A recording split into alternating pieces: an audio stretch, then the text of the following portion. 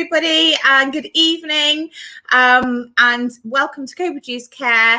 And we're doing a live stream today all about commissioning. In fact, this whole stream and the one tomorrow and the one we're going to have later on in the week is all to do around commissioning in social care. So if this is your area, if you are a commissioner, maybe you're someone who uses social care services, you want to understand more about commissioning or different ways of doing commissioning, then do stay tuned. Do follow us, because this is going to be a few, like I said, a few live streams we're going to do focusing on commissioning, because we feel at Coproduce Care that maybe people don't know enough about the role of commissioning within health and social care. So it's a topic that we are very, very excited to talk about. And I'm delighted for our very first one to be joined by Dr. Julian Abel, excuse me, and he'll be talking to us today about a different way of commissioning.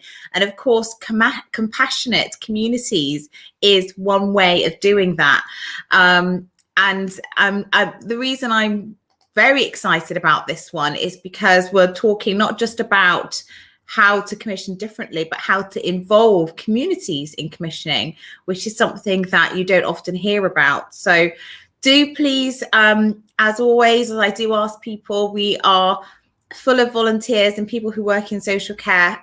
So the only way that we really get people to watch what we're doing and engage is if you share, if you like what we're doing, however you're watching us, maybe it's through YouTube or Facebook, then please do just share the link with your colleagues. And if you're watching us on Twitter, then retweet, and you can use the hashtag Chat for Care, because that's what we've been doing over the COVID period. And so please do try and do that, so we get more people joining in the conversation and learning more about, well, social care, what social care is about and how we function. So you've got the details at the bottom of the screen. Don't forget the chat. As we're talking to our guest today, Julian, we want to make sure that we get questions in. So if you do happen to be watching live, then do ask Julian questions about what he's talking about, and we can get a bit of a debate going. But we are really excited to have him on. And like I say, it's about doing things differently. And I think there's definitely a merit for exploring different ways and giving that a bit of airtime. So yes, welcome, and I hope you enjoy. And as you can see, I'm getting well into the Christmas spirit with my decorations. Now I'm on that side, so hopefully you all are too. The 1st of December, pinch punch, first of the month. I hope you've got your advent calendars opened and you've had your chocolate, or you're going to have it later. I'm a big kid, I've still got mine to do. But that's enough about what I'm doing at Christmas. Let's get Julian in and hear about his organisation. Hello, Julian. Hi, Sophie. How are you today? I'm good. How about you? I'm okay. Where are your Christmas decorations? That is a good question. Well, our children are all grown up and gone, and so the Christmas decorations don't come out until they're near being home. And we've refined it to a fine art, I would say, about timing. Yeah, I think that's probably best, or else Christmas just goes on forever. So I've probably been a bit too precocious. But anyway, I am really excited to have you on. And of course, we were just talking just before going live about the fact that I've never spoken to you before. I've heard about your organisation, but it's my team who found you really and contacted you and said what you're doing in your organisation seems incredible. And we've set this live stream up. So I'm very green to what you're doing. So I'm really excited to know what Compassionate Communities does, how it started, and how you got involved. Okay, well, thank you for inviting me, and it's a pleasure to talk to you, and hopefully there'll be some people listening or watching at some point.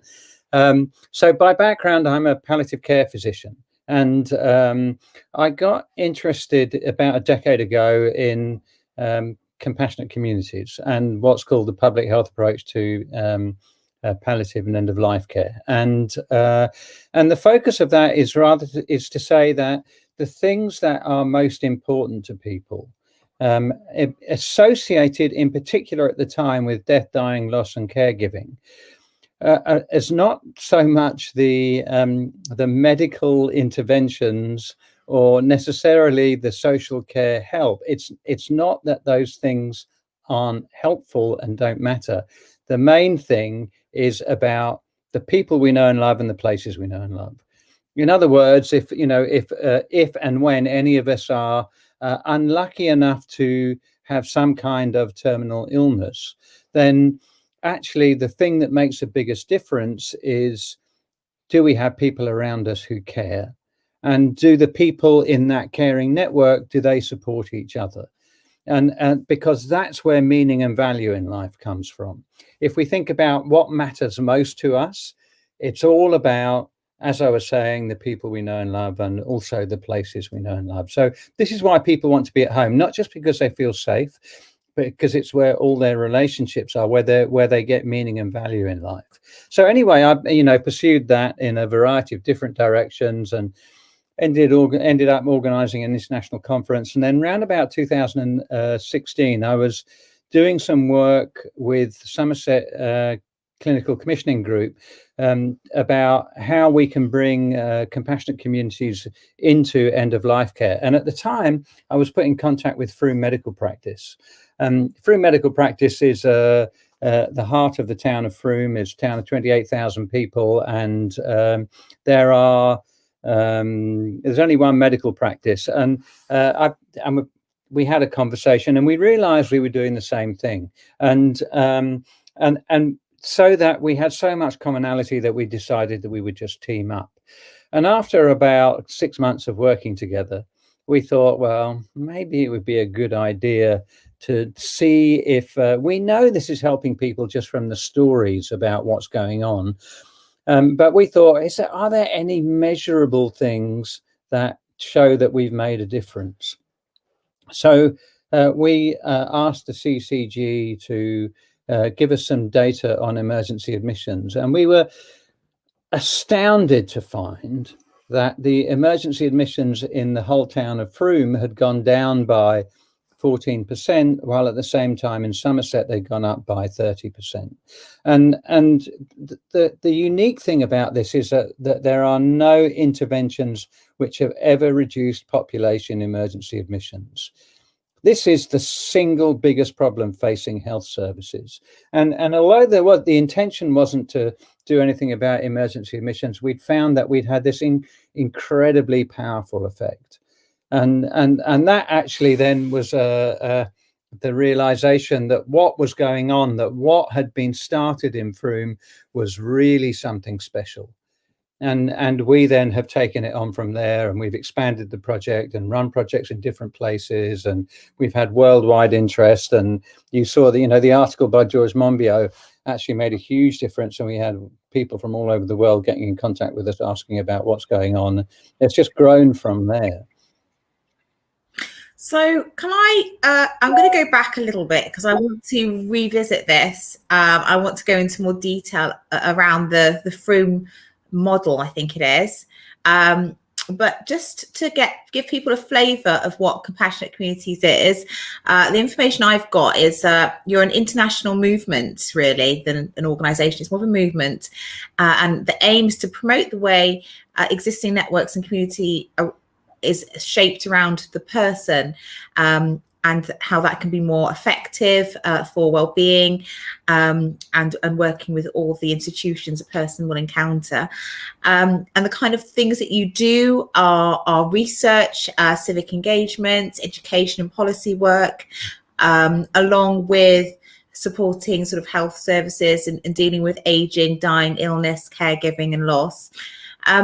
So can we go back to how did it develop? How did compassionate communities develop? Because I love what you do, and I want to come back to that. But I love the idea of concepts and why it was felt that this was needed. So the original concept of compassionate communities comes from my colleague and friend, Professor Alan Keller here, who was in charge of a palliative care unit in Australia back in the 1990s, and you know, he comes from a public health background and social care background rather than a medical background. And he saw that how useful public health approaches, new public health in particular, which is not epidemiology and infectious disease science, but is more around what's the impact of disease on people, on populations, and what are the different ways that you can alter population behavior to improve health and well-being in a variety of different ways. And he said, well, look, you know, for goodness sake, why aren't we applying these principles in the context of palliative care? It's a really reasonable question to ask, particularly because palliative care has become increasingly medicalized. But the truth is that death, caregiving, loss is a social issue. It's everyone's responsibility. Everyone takes part in it. And that when you look at what gives us meaning and value in life, it's all based around our relationships. Our identity is reflected in the people around us. And so Alan took these principles and applied them in end-of-life care and around thinking about compassionate communities, compassionate cities, and thinking about the traditional methods of public engagement that goes with public health. And so you can think about actually what do workplaces have in terms of policies around death and loss? What kind of supportive networks do they have? What do schools do about it? What do our public institutions do about it, such as our museums and galleries? And how are our health services configured? What do our communities do? What is the support that's there out in the community? Because communities are a huge resource. What are the churches and temples? What are they doing around it? You know, what is the media doing around it? So when you start asking these questions, you can see that death is so much more than a medical issue, you know, and that the long-term consequences of poor death are terrible. Your chance of dying after you have been bereaved in a close relationship are 6 to 10 times that of normal in the first 2 years. That the severe bereavement is associated with psychological morbidity, depression, suicide, physical ill health, etc., etc. And so this is a public health crisis, actually.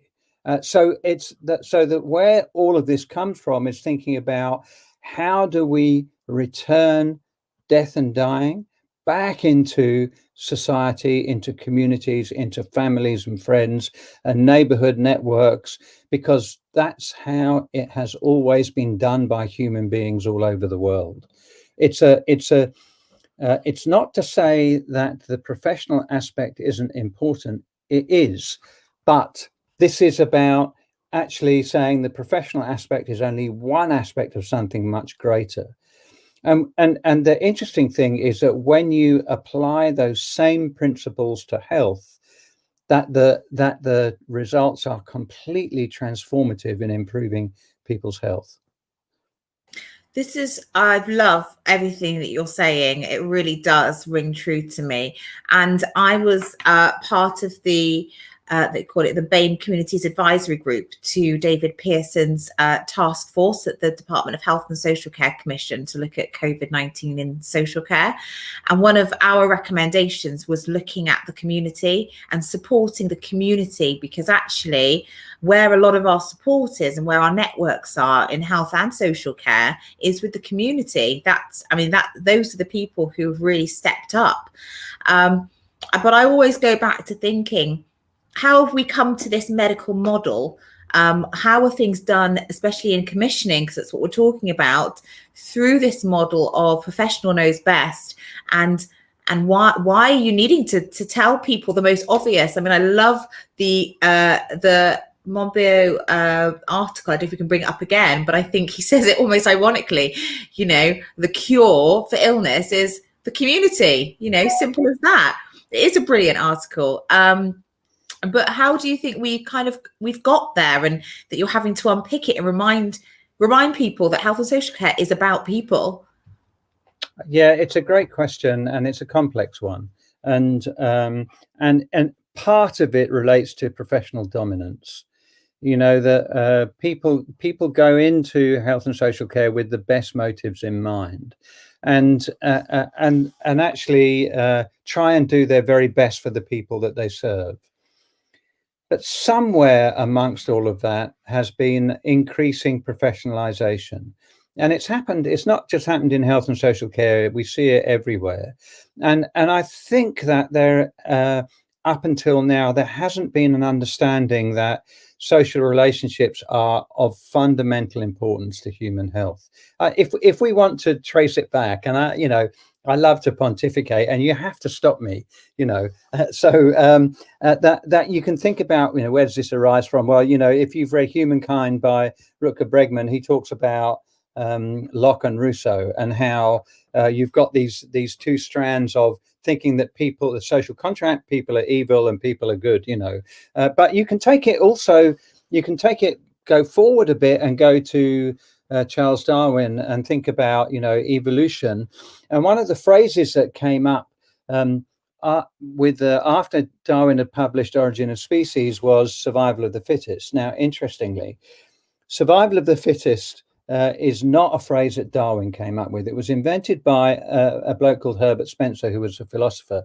And to be perfectly honest, it was a racist imperialist term. It was an excuse for people who had power to dominate. I mean, human beings have been doing that from time immemorial, and you can read all of that in Sapiens, but actually, the reality is that we didn't survive by beating our chest and killing people. We survived through care and compassion, through helping each other out. And when you look at the hallmarks of the evidence of compassion in human beings, you find it everywhere. And you don't just find it in human beings, you find it in the whole of the animal kingdom. So oxytocin receptors, a socializing hormone, is present in all animals, and we are the most social of animals. And there is an increasing interest now in evolutionary anthropology and the role of kindness and friendliness. And there's some great books on it. For example, there's a good book called Survival of the Friendliest, and I've mentioned Humankind, and obviously there's a Compassion Project, which is the book that Lindsay Clark and I wrote about all that happened in Frome and the implications. So what you see is embedded in our physiology, our biochemistry, our social behavior, our psychology. Wherever you look, you see evidence of compassion and social relationships. And there's a fantastic article by Julian Holt-Lundstad called Social Relationships and Mortality, which shows that social relationships are more powerful in helping us live longer and healthier than giving up smoking, drinking, diet, exercise, anything else you care to mention. It dwarfs the impact of high blood pressure, of treatment of high blood pressure. Social relationships are the most powerful therapeutic tool we have, amazingly. And I think we've totally lost sight of that in the professionalization of care. And I would add that I think that that this has been exacerbated by money. If you can make money out of things, what we're talking about is that social relationships are more powerful than most of the drugs that we use. But you can't make much money out of social relationships. Oh my goodness, I did not know we were going to go here. But it's wonderful. It's wonderful. I mean, we could just unpick so much of that, going back to our theories, our epistemologies, and our ideas, and rooting how we act now right back to even before the Enlightenment. I think that's just really important. It's a different conversation, of course, but I have exactly the same issue. I was thinking only the other day in the kitchen, you've got these two different theories. Like you say, you've got Rousseau, and you've got Locke, you've got others who say, well, man is innately bad or violent and just wants to start wars. And you've got Rousseau that's saying, well, actually, we're really good. We should be quite good, and we should. And then you've got, I'm looking at post-colonial theories, just unpicking all of that and thinking, well, actually, who are we defining as people? A lot of the theories that and the philosophies that we actually use right now are based on the fact that the personhood is defined as a certain person and not, that isn't very inclusive. And to acknowledge that, and to acknowledge that some of those ideas filter through to the way that we do things now, and how that it's not necessarily logical to do, whether it's commissioning or social care or anything that we do, in the way we do it. We need to really be critical of it. I think that's really important. It might not automatically seem to people, why are we talking about this? But I think it helps us understand why it's important to question it, and why it's important to speak to organizations like yours who are doing things differently. So where do we go next? I think there's a couple of things I want to add to what you're saying, because I agree with you. So you might be interested to have a look at, I started out a podcast called Survival of the Kindest that's on the Compassionate Communities UK website. And there are two particularly relevant podcasts that you might be interested to have a look at. The first is with a woman called Mary Lou Kelly, who came from a social care background, but then developed a lot of work with First Nations communities in Canada. And then the second person was her co-worker, who comes from First Nations communities herself, called Holly Prince. And we had a conversation, and Holly was saying that when she first came across the people talking about compassionate communities, she said, "Oh, this is what we do in our community anyway, that people look out for each other, that the communities are connected." And Mary Lou Kelly said that the First Nations, the Western communities, or Eurocentric communities, are more interested in independence, whereas First Nations communities are more interested in interdependence. And I'll tell you an absolute secret of health. The secret of health lies around relationships, and it's relationships with everything. It's not just relationships with the people around us. It's with the place, with the environment, with the animals, with the plant, with everything. And that's where true health comes from. And when we're talking about how do you improve health, and I'm not using the phrase of well-being because I think it's a difficult phrase, and I think health is better. When we're talking about health, it's not focusing on your diet or your exercise, or it's focusing on the relationships around your diet, around your exercise, around the environment, around the relationships that you have, around the community that you live in, and what's happening with your mind. That all of these things together go to make health and well-being. And when you're if you really want to improve people's health, then the way to do it is through communities and through this sense of relationship. All in the Anishinaabe community in Canada, the phrase they use, all my relations, and they have another word for it, which is kinship, and it's kinship with everything. And I think that in particular, I mean, it's, we've talked about the philosophical roots and where this comes from. I think we have lost our way in the Western world, that we have become fixated on independence, and we have lost something key about our life. And if we think about, you can think about the joyful moments in your life, and if you want to connect with this, it's not some kind of crazy idea, because we can relate it very directly to our experience. And those joyful moments might be, excuse me, it might be spending time with the person you love. It might be seeing your child for the first time. It might be holding your child's hand. It might be going down the shops and having a conversation with somebody, and you think, "Oh, I never met them before, but they're just such a nice person." And you think about excuse me, learning the name of the shopkeeper and having that you go to and have a conversation. Or you think about taking your kids down the sports club and you chat to the parents and you build friendships like that. Or you go to a choir and you think about all the relationships that you develop through singing with people, or a knitting group, or a men's shed, or a women's shed, or a talking cafe, or a doesn't matter what. It is the relationships that develop along the way that make the difference.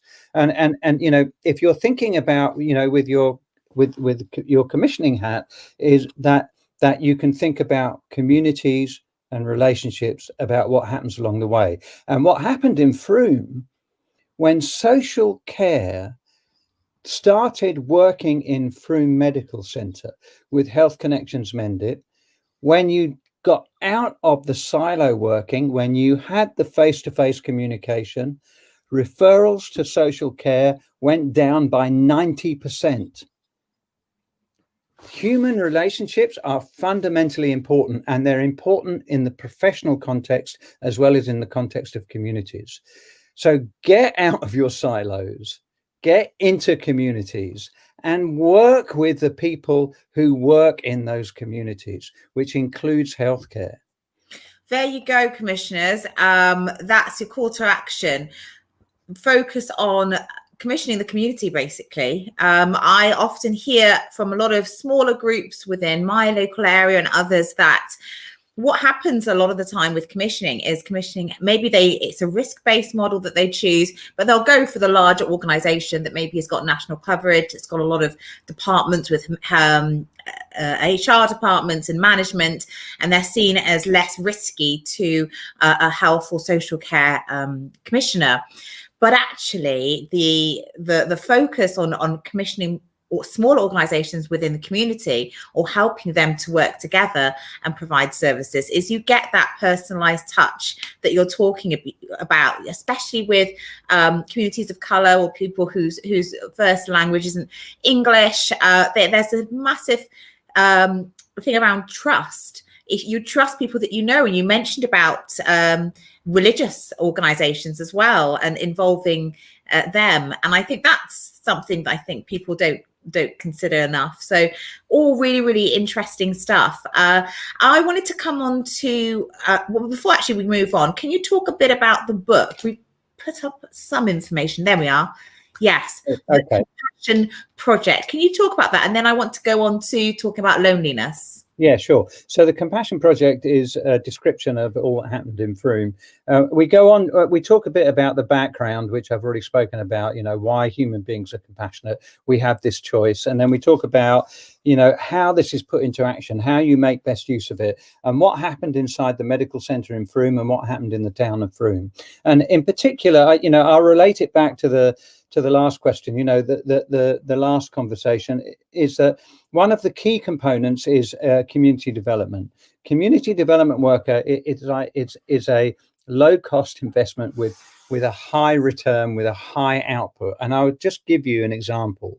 I'll give you two examples, and these are all described in the book so that you can see what's going on. But the first one is around thinking about there's a web directory of all the stuff that's going on in the town of Frome and the surrounding area. There's like hundreds in any town.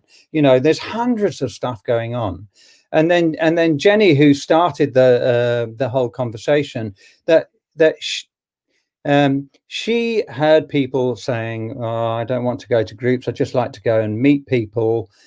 So I just want to chat with people." So she said, "I know, we'll start a talking cafe." So she started a talking cafe down the Cheese and Grain. And then she thought, well, okay, look, we got the web directory of all the stuff. We got the talking cafes. Why don't we just let people know about how the town of Frome can support the town of Frome? The people of Frome, if they know about the web directory and they know about the talking cafes, they know about Health Connections Mendip, then actually they can, when they come across people in their daily lives, they can have a conversation. So a training between 20 minutes and 2 hours. So far, 700 people have been trained in a town of 28,000 people. Now, we know that on average, each person trained as a community connector will have 20 conversations a year when they come across people about how they can connect people up with things that are going on in the community or individual support, whatever. 20 conversations of 700 people trained, that's 14,000 compassionate beacons of conversation in a town of 28,000 people through community development. This is a deep dive into the community. This is not about commissioning groups and charities and so having a mini professional approach of doing the work. This is about activating communities. These are not volunteers. These are normal people in the community. Everyone is a community connector. And you can see that if you start to think about our community development, you can actually get right into the heart of communities. And then when you're talking about issues of diversity, then you can ask, well, are there community connectors from our diverse communities? Because the people who understand those communities best are people in those communities.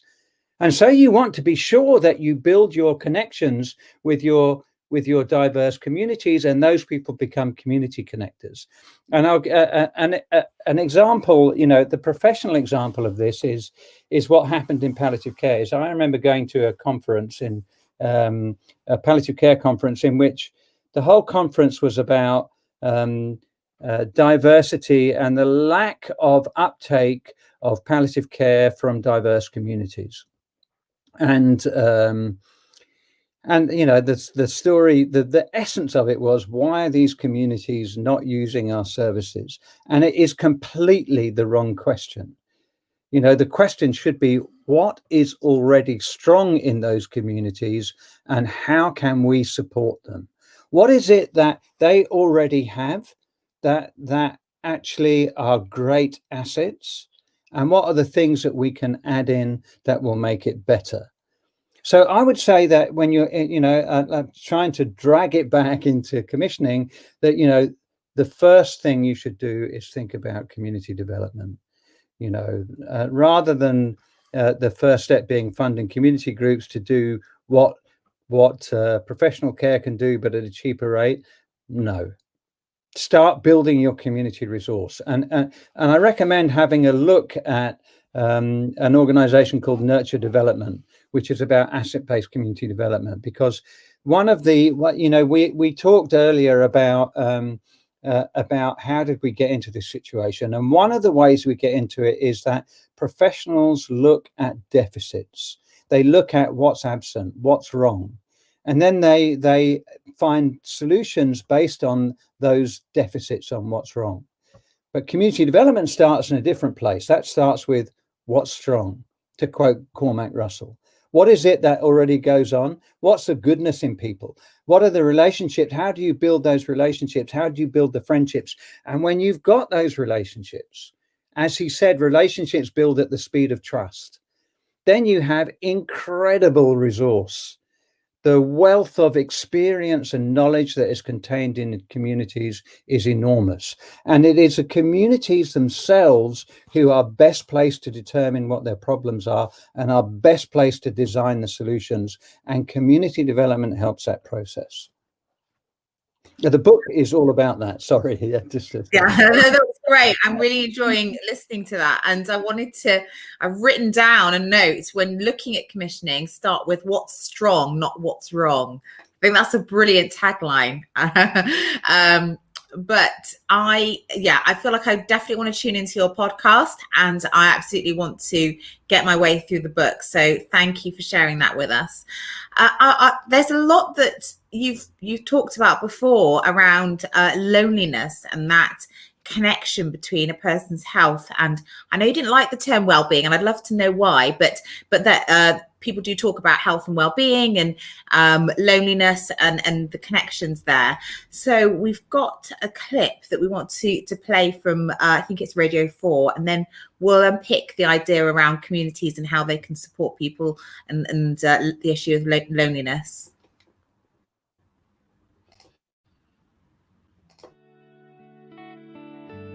At some point in our lives, it's likely that you or I will feel lonely. It's not the same as being alone, which can be fine, or even a relief to get away from other people. It's that feeling of having no one you can really talk to, no one who really understands you. We can be surrounded by friends, but still feel lonely, and it hurts. Chronic loneliness is bad for our health too. It could increase our risk of heart disease and stroke by almost a third.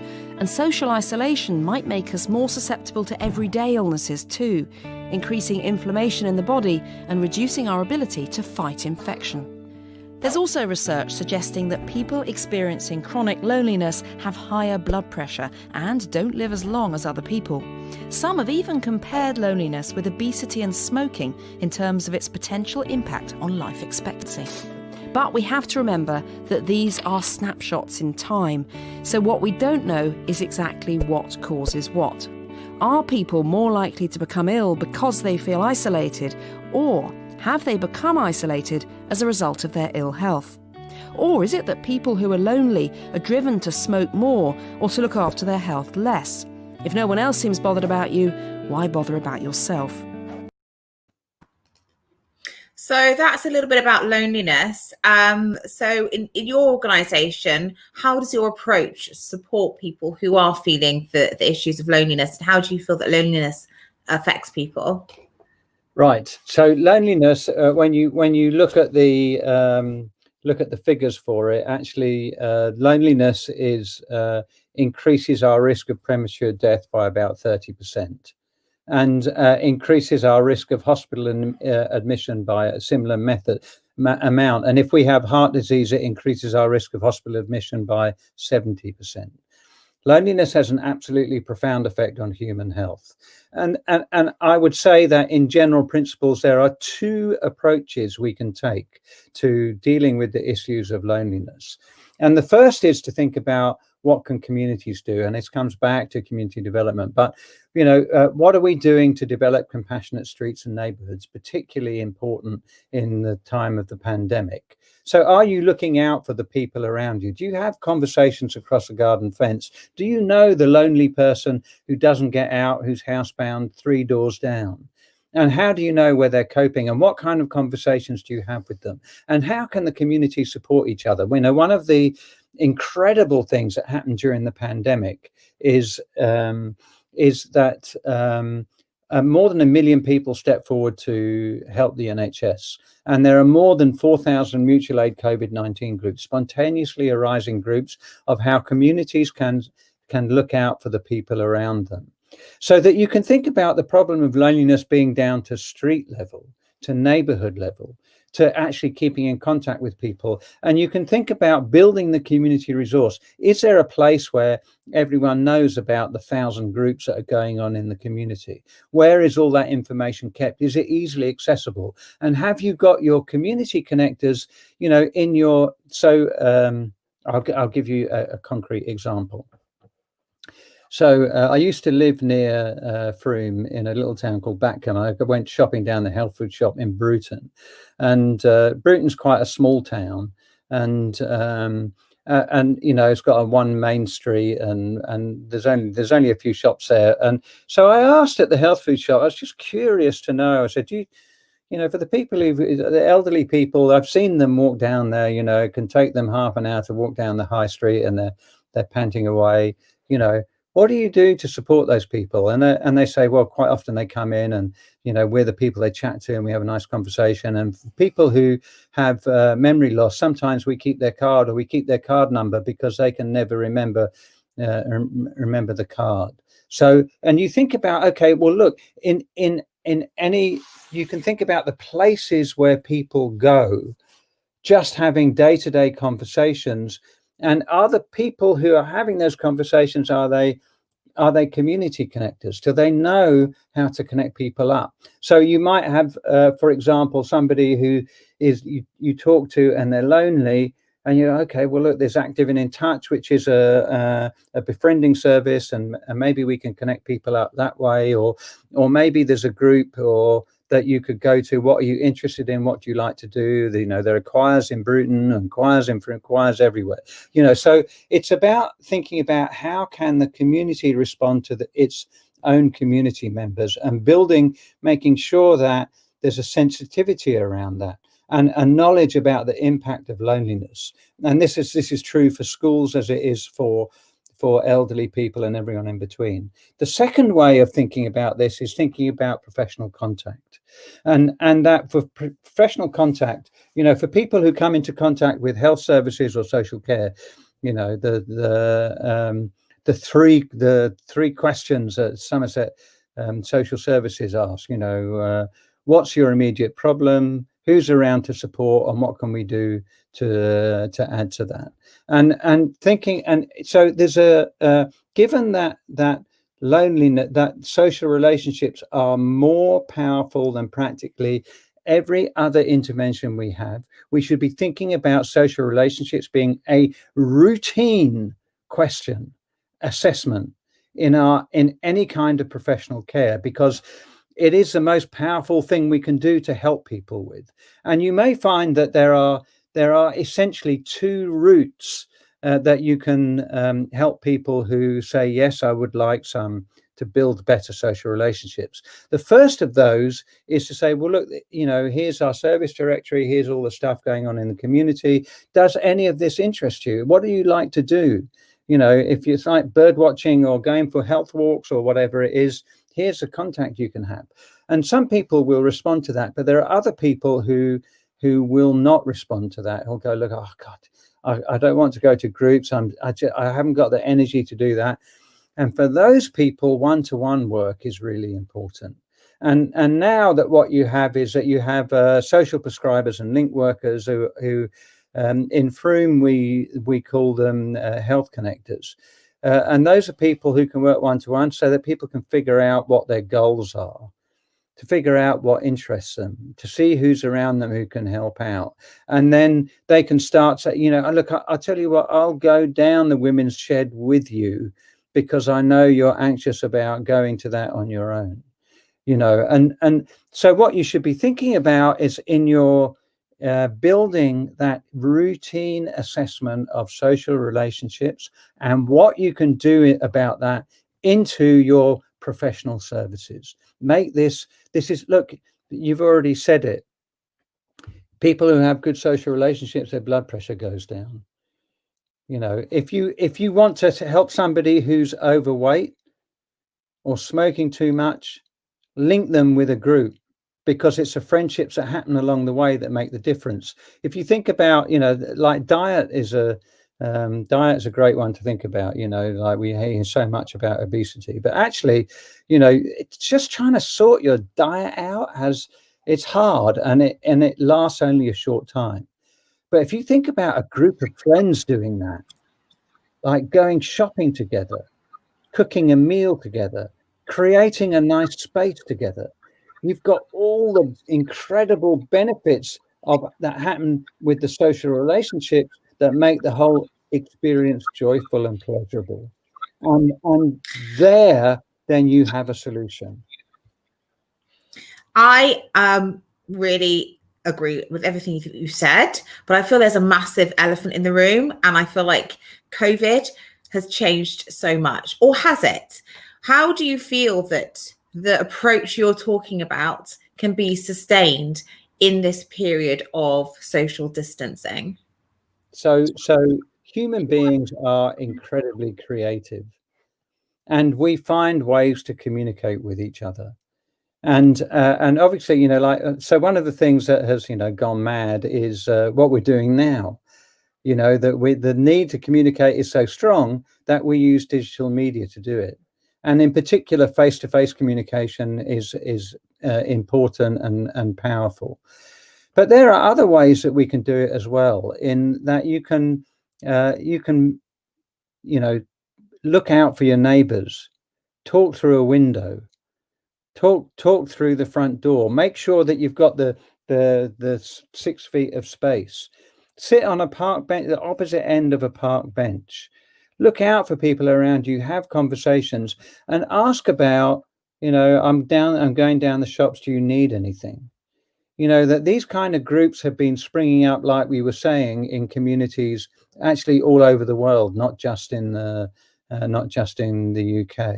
And I think that what's happened is that the importance of social connectedness has really come strongly into view.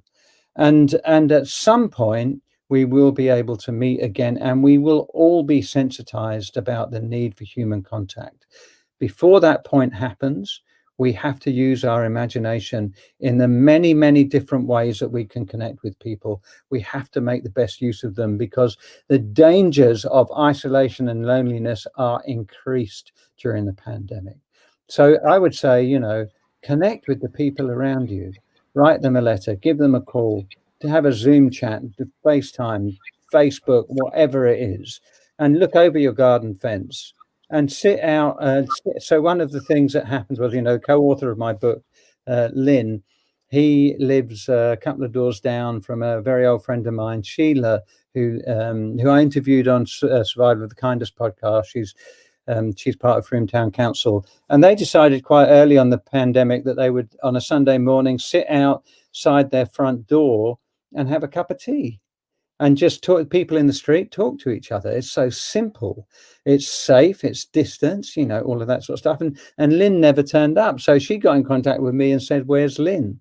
And then I could tell her where Lynn was. But that's that kind of thing about looking out for each other. We can do that. That's what being a normal human being is. This is part of our heritage.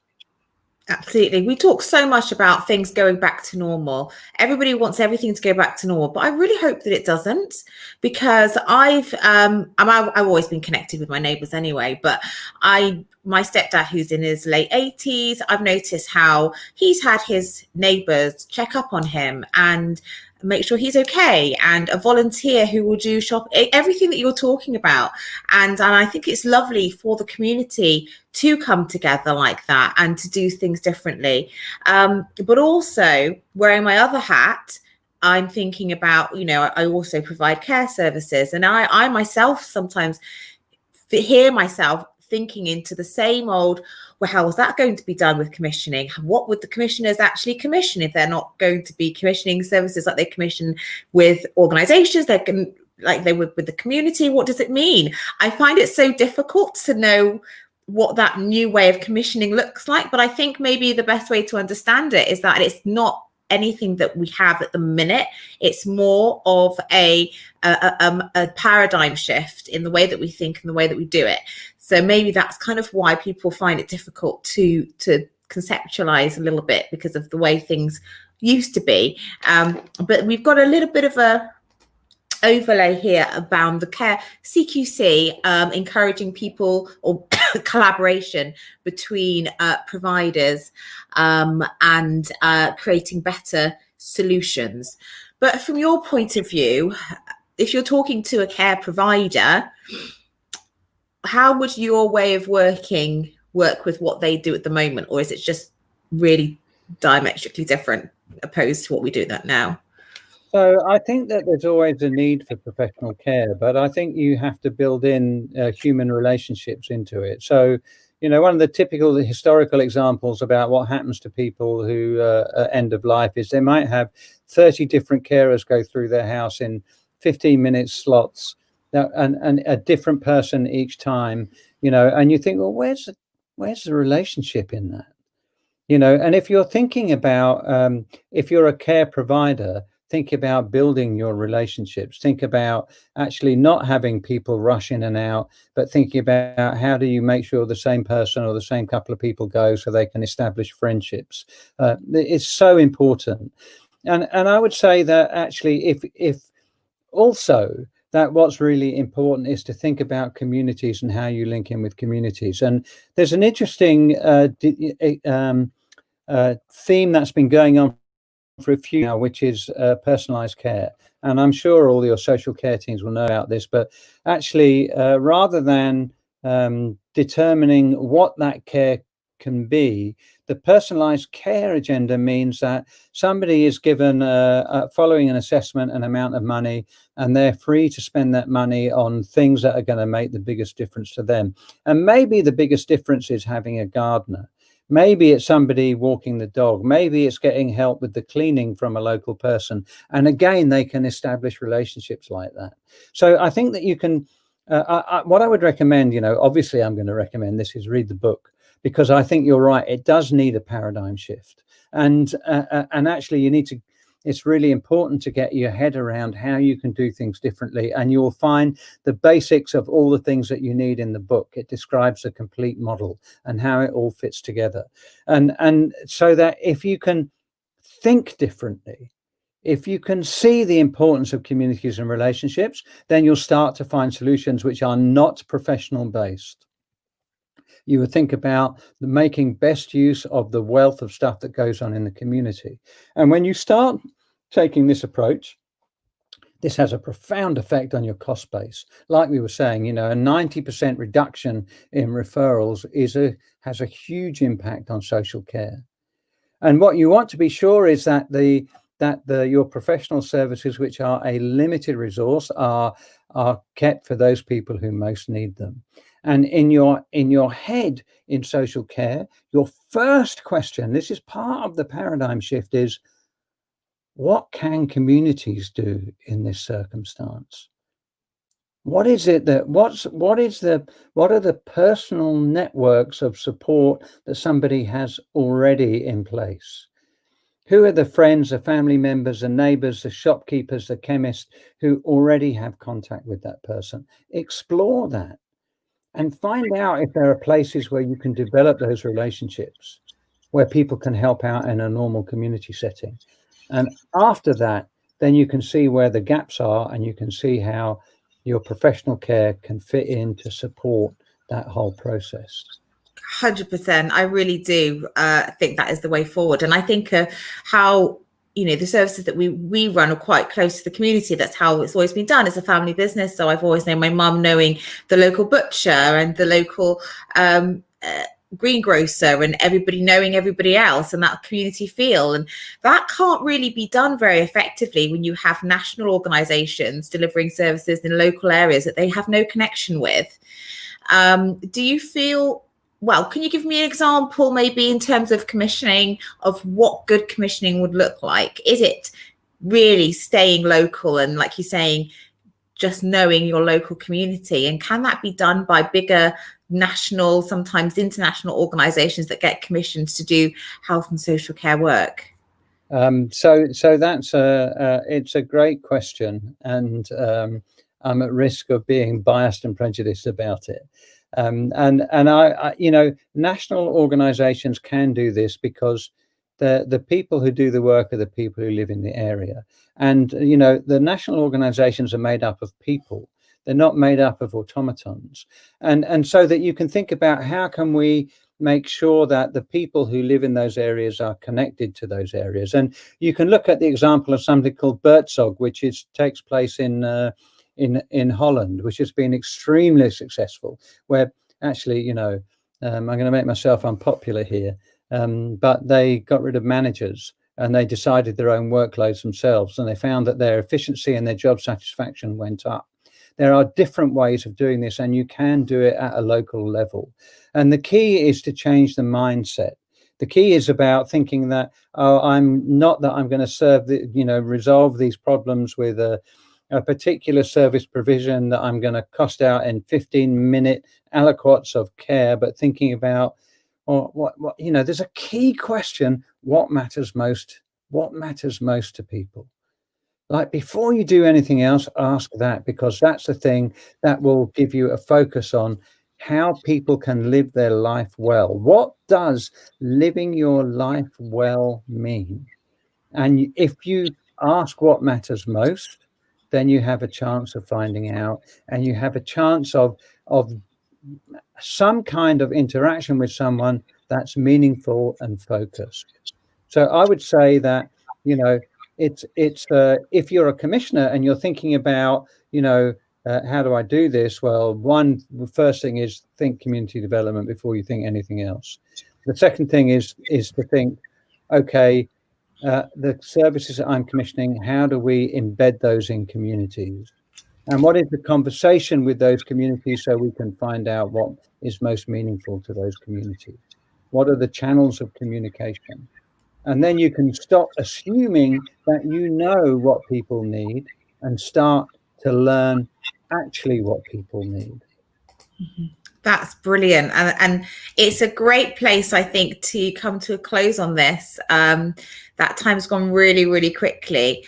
And we shared some information about your book. But is there anything else before I let you go to have your evening, have your tea, that you wanted to let us know about? I know you've got the podcast, and there's some great messages for people working in social care, people who are commissioning and providing services. But is there anything else, a burning topic you want to bring up in the last minute or so? So what I would say is that we're all human beings. We all know what's important, and the people who go into health and social care are going in it for the best reasons.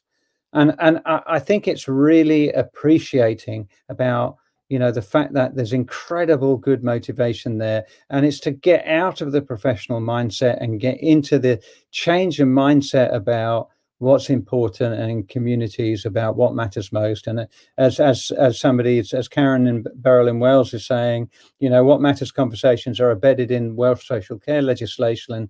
And you know, it's about changing your head and appreciating your values as a human being. Appreciate that you are already compassionate and kind and considerate.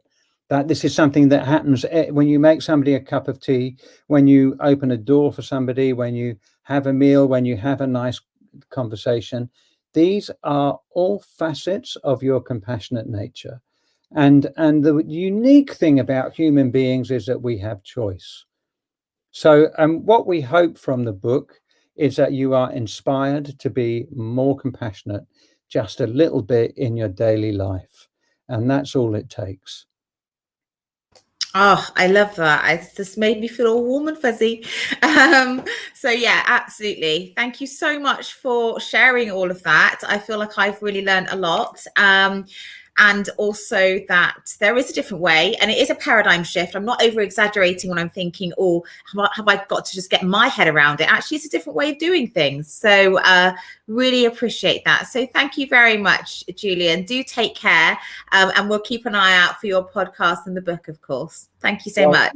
Thank you. It's lovely to talk to you. I appreciate the opportunity. Great. Thank you. So I hope you enjoyed that. That was really fantastic, and a lovely way to start off our series of live streams on commissioning. I think not what you would normally expect. We talked more about the community, more about feelings, about humans and communities, and knowing your neighbours and knowing people. So then we did about normal commissioning processes, which was just lovely. So I just wanted to remind you, we will be doing some more of these. The next one is tomorrow, and I'm hoping we can bring up a overlay of who we'll be talking with tomorrow. Yeah, there we are. Thank you. So that's going to be again at the same time, 5 o'clock. And that's going to be about co-producing, commissioning. And then also we're going to be having another one on alternative visions. I feel like we're all talking about alternative visions on all of the live streams we're doing here. But that one is going to be talking about the Buurtzorg UK, which is something that Julian talked about, and I've wanted to get them on a live stream for quite a long time. I emailed them, I think, even maybe last year, but I couldn't get diaries to coordinate. So I'm looking forward to them coming on, and I think it's tomorrow night. We've got Melanie Weatherly, who I have spoken to before when we did a live stream with CQC, but very briefly. So I'm actually really excited to have her on for a longer period of time tomorrow. And she's going to, again, talking about working together and co-productively, and a lot more about community and some examples there from a provider perspective, because she represents a local care association in her area. So do tune in for that. And of course, the best way that you can just keep up with what we're doing is to follow us if you're on Facebook. If you're on YouTube, I know YouTube a bit better. I know that you can subscribe. And if you click the bell, then that's when you really don't have to do anything, because you'll get notifications of when we go live. You'll get just like a half an hour notification, and then you don't really have to remember it or put it in your diary or anything. It's just there for you. So do consider doing that. And of course, if you've enjoyed this and you want more conversations like this, then talk about us on Facebook or on Twitter at Copro Care on Twitter, and try and get more people to come along and join us, because it is great having comments. I know a lot of people do watch it back, but it's great to have that debate as well as listen. So I hope you've enjoyed this evening. I'm going to stop talking now because I've just realized it's 1 minute past the hour and I don't want to keep you any longer. So thank you very much. Do take care, and we'll see you again tomorrow.